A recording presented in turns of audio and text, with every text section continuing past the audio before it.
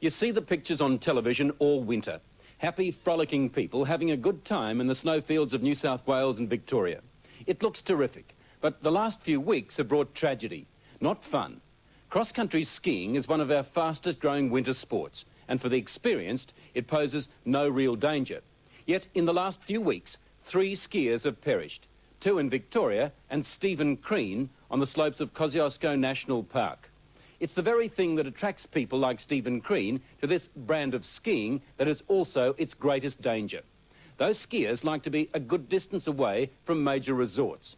But if something goes wrong and they haven't got an experienced companion, they're very much on their own. Their only chance, a prompt and effective search. In Stephen Crean's case, this didn't happen.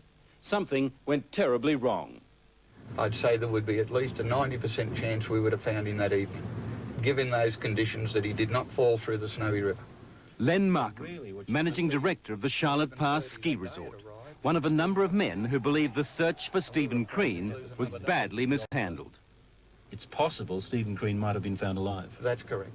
Sergeant Paul Davison, you're about to see how he waited 2 days before starting a full-scale search for Stephen Crean. But surely after 2 days, Stephen Crean would have perished out in those conditions. He might have even broken a leg.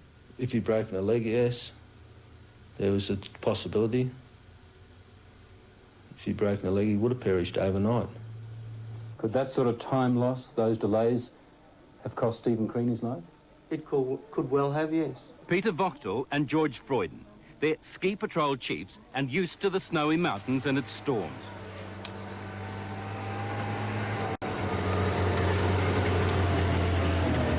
Rescuing injured skiers is what the ski patrols are trained for, and yet the police didn't ask them to help find Stephen Crean. Most of our patrollers have had between 15 and 30 years in the snow, living in the snow, skiing in the snow, and surviving in the snow.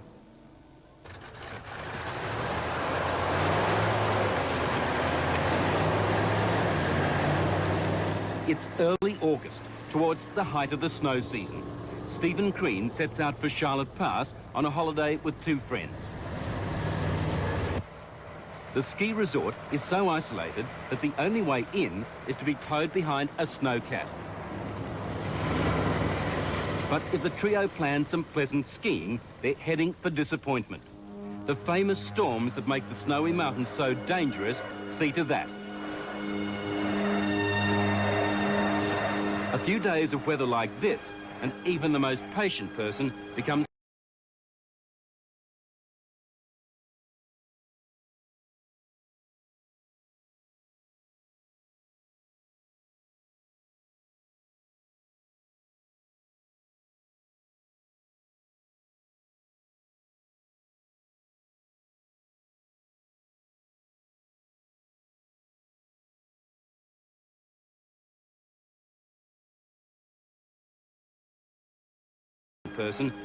frustrated.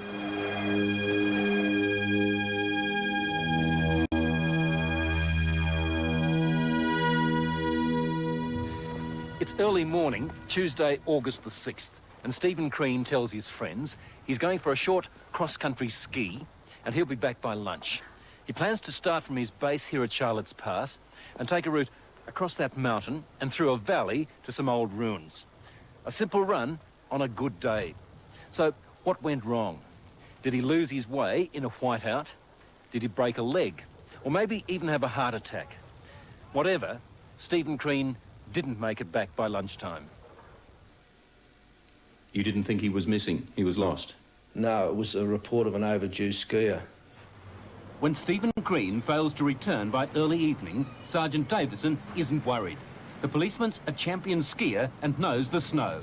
He's been told Crean, a 37-year-old public servant, is the sensible type and also a good skier. With the trip he proposed to do, to go towards the summit, which was mentioned to us, that he would shelter in Seaman's hut, which has happened on numerous other occasions, and it's just a matter of going to the hut and recovering the person. So you were working on the theory that you were looking for a fit and healthy man, an experienced skier, who was sheltering in a hut or maybe somewhere in the snow? in the hut or in the snow with the experience we're informed that he had. But his critics say you can't assume anything in the rescue business. They say Sergeant Davison didn't do enough soon enough. How quickly could you have launched the plan? That first hour, I'd say, we could have had at least 40 to 50 people without any problem available with radio communication gear and equipment on the site.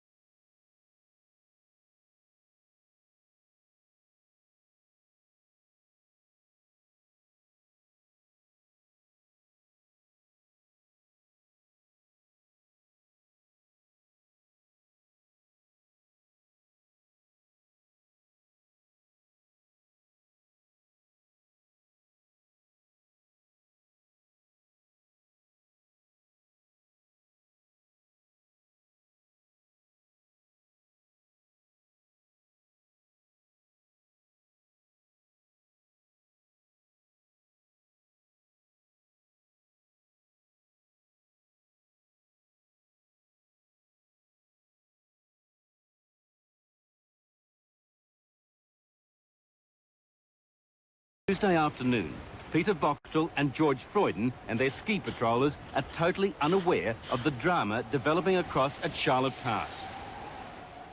So you're saying within an hour of it being known that Stephen Crean was missing, you'd have launched that plan, that search? Had we been asked to by the gentleman in charge, because it's up to him to ask us. We have no authority to go and search there without him actually asking us for help. Back at Charlotte Pass, and Crean's friends are now anxious. It's 5:30 and he's long overdue. Len Markham's manager quietly offers the police the use of a giant snowcat.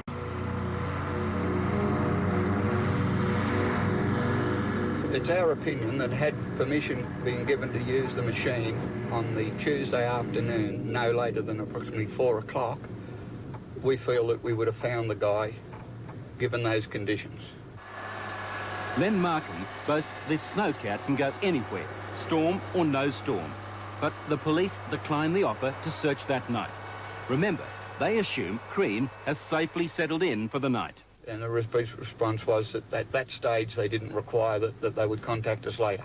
What were they going to do? Well, from then on, it was out of our hands. They left the resort with the intention, they told us, to go and search with skidoos that night. So instead of taking Len Markham's snowcat, the police head into the storm on skidoos, a kind of motorbike on skis. They're heading for a hut where they hope to find Stephen Crean. But while skidoos are handy when the weather's fine, they're hopeless when the going's tough. They don't reach the hut that night. Well, they got to 1,500 metres from the hut. Unfortunately, the snow, they were stopped by this bad snow conditions. One of the skidoos, in fact, was bogged. The number of people involved was far too small. They didn't have personal searchlights and so on. I think it was a very minor effort as far as night searches go. You don't think a night search, a full-scale night search, would have been too risky? I don't think so. Well, when we talk about risky, I mean, you try and lose a troop of ski patrollers. It's impossible. Storm or no storm, some things don't change on the ski slopes.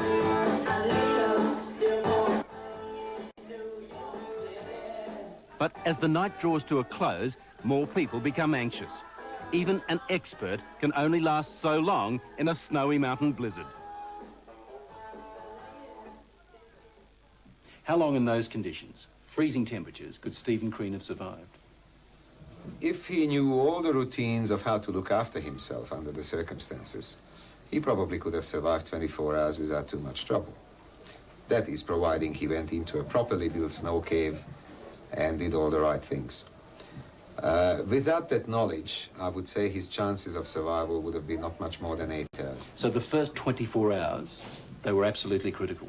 Oh, absolutely. Wednesday morning.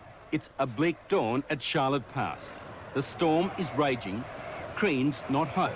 The police still don't want Len Markham's snowcat. At about approximately 11:30, myself and Peter Gillison decided to start the search ourselves in this machine.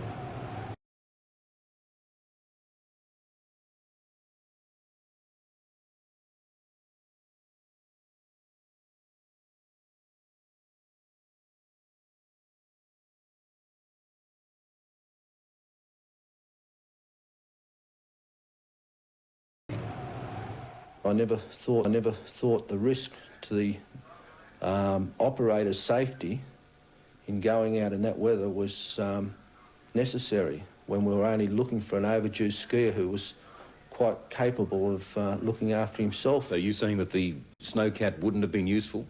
Well, it was only a recovery operation to go up to Seaman's Hut to see if Crean was there and bring him back if he wanted to be brought back. But the sergeant is soon to be told some worrying news. Crean might not be the cautious skier they first thought. Cross-country skiing is a sport where you pack a bag and head off the beaten track. But you have to be careful. Ask any experienced skier and he'll tell you Stephen Crean broke all the rules. He goes out in bad weather, getting worse. He goes out alone, with only light clothing and no emergency provisions.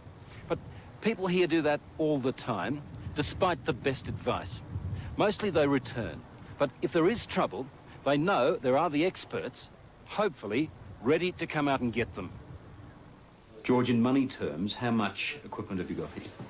Well, here in Thredbo, about $100,000 worth. Ski Patrol headquarters at Thredbo, one of the biggest ski resorts in Australia, and just 15 minutes across the mountain from where Stephen Crean is thought to be.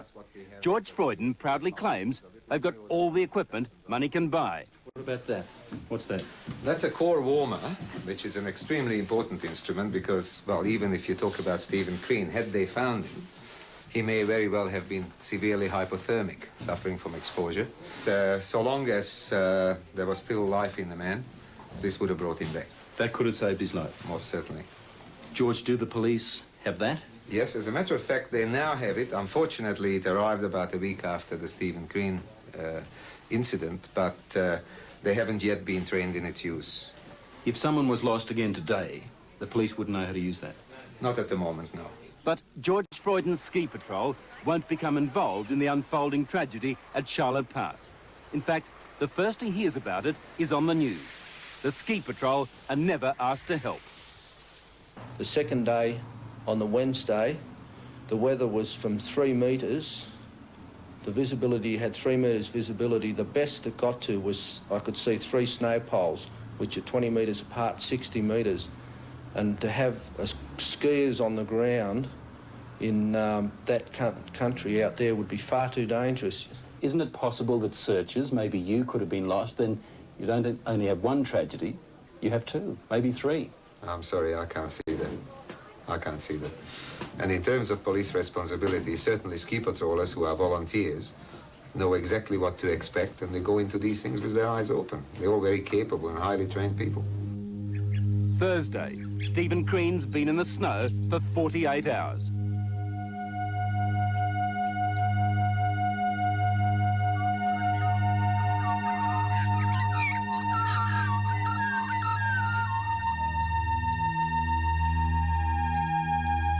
The storms retreat. The police advance in their first full-scale search, but the locals have already given up hope.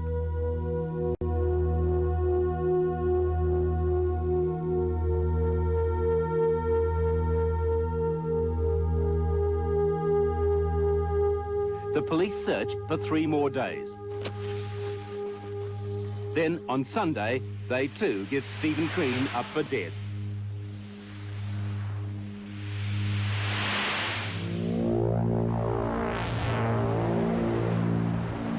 We don't know what happened to him. The man may have had a heart attack.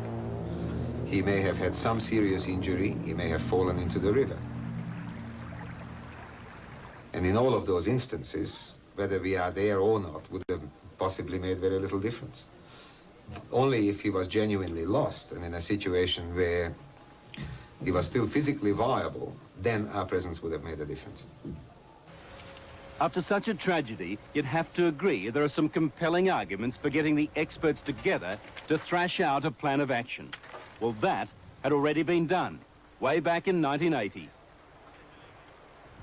The Kosciusko National Park Community Rescue and Counter-Disaster Plan, a blueprint for a rescue in these snowfields. It sets out what could have happened in the hours that followed Stephen Crean's disappearance and lists the emergency facilities that can be called on. 27 organisations, hundreds of volunteers and millions of dollars worth of equipment. As the plan boasts, the public can be assured that the resources for rescue are very large and extremely professional. If a plan like this had been used in the Stephen Crean search, could Stephen Crean be alive today? Well, this is a supposition, of course. He would have had a better chance, certainly.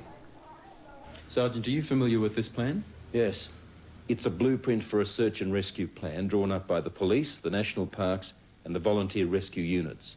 But it would seem that the plan was ignored. No, you can have that as a guide as to your resources, but as far as following a set plan for a search, everyone's different. If the weather was finer, if on the Wednesday morning, if the weather had been good weather, I'd have called out everybody.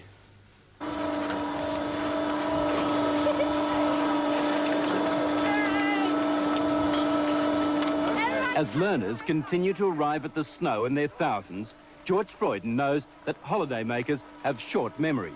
He wants to be sure that the authorities don't.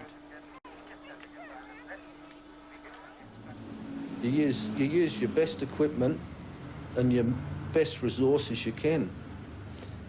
The plan says this: the public can be assured that the resources for rescue are very large and extremely professional. Yes. Do you agree with that? Yes, they are. Yes.